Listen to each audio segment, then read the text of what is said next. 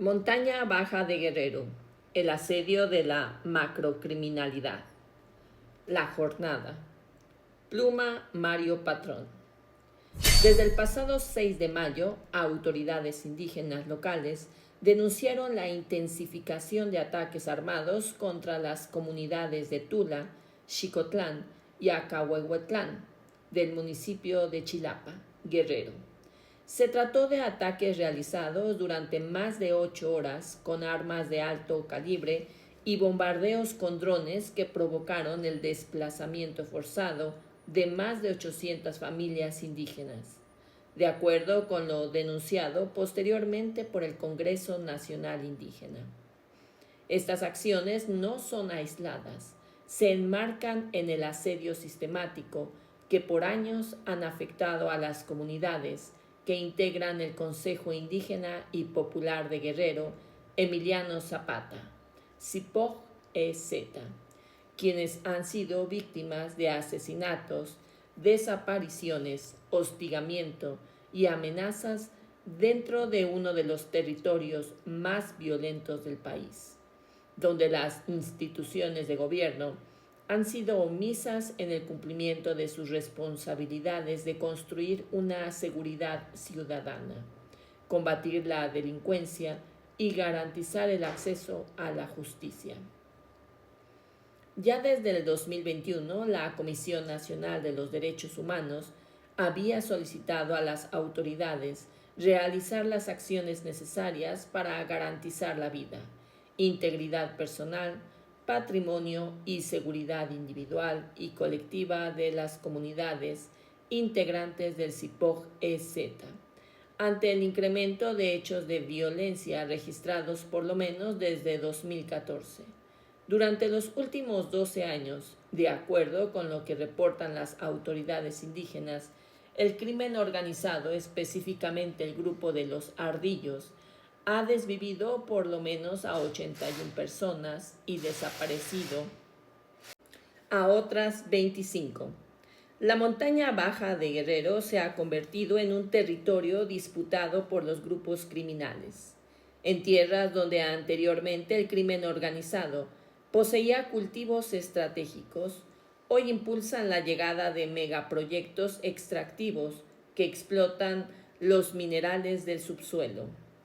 La llegada de mineras a la zona representa un beneficio para los grupos criminales que imponen el pago de cuotas y extorsiones para permitir la extracción y transporte de dichos minerales, tal como lo hacen en muchos otros sitios del campo mexicano. Para ello, los ataques coordinados contra la población civil buscan desarticular la organización indígena que históricamente ha resistido tanto las amenazas del crimen organizado como a los megaproyectos extractivos, y ha sido crítica de la acción del propio Estado mexicano cuando impulsa un proyecto de nación que se traduce en la opresión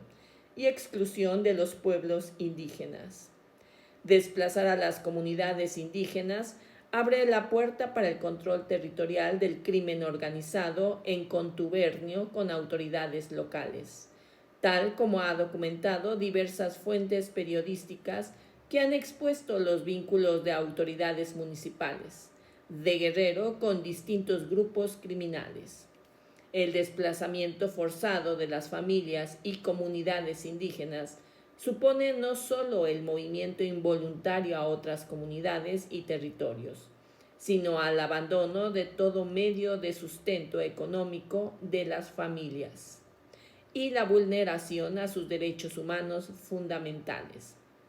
En las comunidades atacadas quedan casas incendiadas, animales abandonados y cosechas perdidas, sin que la presencia tardía de las Fuerzas Armadas sea capaz de garantizar un mínimo de seguridad para el retorno de las familias, ni mucho menos el acceso a la justicia y a la reparación.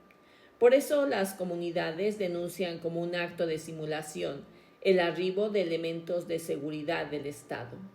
La realidad de la montaña baja de Guerrero es una expresión hiriente de la magnitud de impacto de la macrocriminalidad en México, donde las personas se quedan en medio entre las disputas por el control de territorios enteros y se vuelven blanco de los ataques del crimen organizado, tal como vemos en las comunidades de Chilapa. El bombardeo coordinado mediante drones contra hogares habitados por una población civil parece una escena sacada de alguno de los más graves conflictos bélicos internacionales. Sin embargo, se ha vuelto parte de la vida cotidiana en muchos de los territorios campesinos e indígenas del sur de México. La gravedad de estas imágenes vuelven inocultable la incapacidad estructural del Estado para garantizar paz y justicia, y dan cuenta de un panorama en el que no parece haber vuelta atrás, pues las propias autoridades locales permiten el asedio a las comunidades indígenas y trabajan en contubernio con los grupos criminales para el desvío de recursos, el control electoral y el sostenimiento de una muy frágil estabilidad criminal. Esta guerra de exterminio, como le han llamado las comunidades indígenas en los últimos años, es un síntoma de una institucionalidad fracturada, incapaz de atender estructuralmente la violencia y la inseguridad en nuestro país, pero también de una voluntad política mutilada que privilegia la atención reactiva en territorios controlados por el crimen organizado. Mientras el Estado mexicano no priorice la presencia integral y efectiva de sus instituciones de seguridad en la montaña baja de Guerrero, ni reconozca de fondo las condiciones de precariedad en las que el sistema económico mantiene a los pueblos y comunidades campesinas e indígenas, no podrá prosperar una estrategia que revierta las amenazas estructurales que hoy asedian a esa región del país y que también están presentes en buena parte del territorio mexicano. Fin de la opinión.